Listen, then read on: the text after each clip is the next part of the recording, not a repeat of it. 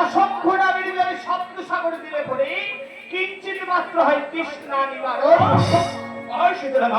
অসংখ্য নামের জলে শব্দ সাগর ভরে দিলে কিঞ্চিত হয় তৃষ্ণা নিবারণ, আর তার সঙ্গে একটা শ্বেত জলের আছে প্রয়োজন। সত্য।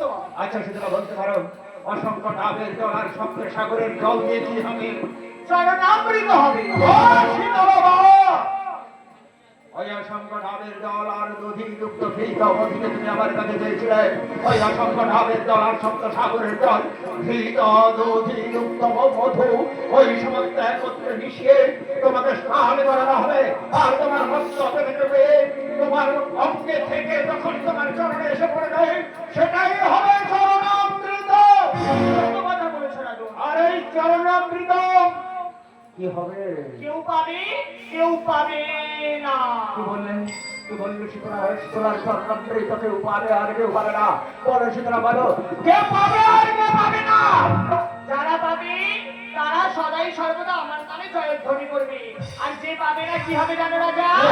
ওই ধুলাই গলা গড়ি যাবে, গলা গড়ি যাবে আমার সব মুখে রাজা ধুলাই গলা গড়ি যাবে, আমার সঙ্গে মুখে রাজা ধুলাই গলা গড়ি যাবে। ওই শীতল রাশি গলা মুখে ধুলাই গলা গড়ি যাবে।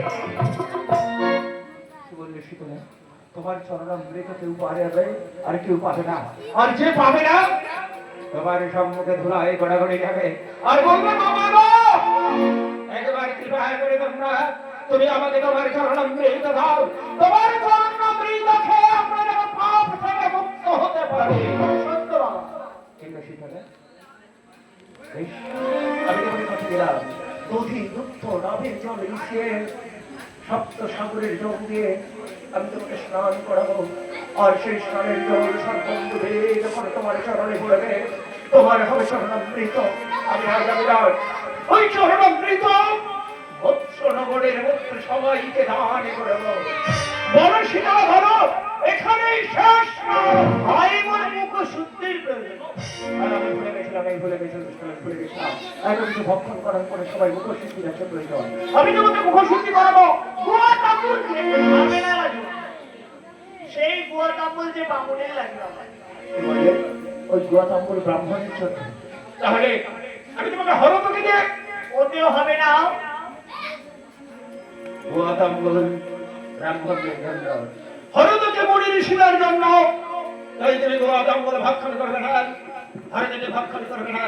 তাহলে বলো শীতলা আমি কেমন করে তোমাকে মুখশুদ্ধি করাবো? কেমন ভাবে জানো রাজা? কেমন করে?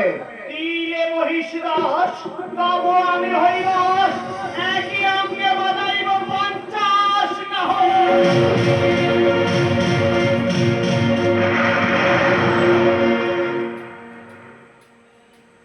কি বললে শীতলা? দিলে মহিষ দশ তবে আমি হইব একে মুখে খাইব 50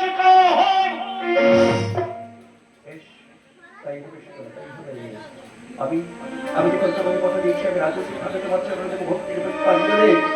আবার আমি তোমাকে ওই কালো মহিষের দুধি আমি তোমার মুখ সিদ্ধি করাবো। এই স্তরে করে সাজিয়ে রে, তাহলে তুমি কেমন করে ভক্ষণ করবে? আমি মিষ্টি মাত্র ভোজন করি, আমি মিষ্টি মাত্র ভোজন করি, সারি সারি পূজার দাদা মিষ্টি মাত্র ভোজন করি, সারি সারি পূজোর চালা দৃষ্টি মাত্র ভোজন করি। দৃষ্টি দিয়ে যারা ভোজন করে আমি তাদের কি বলি জানো? কি বলিস? দাহি নতমারা খোশ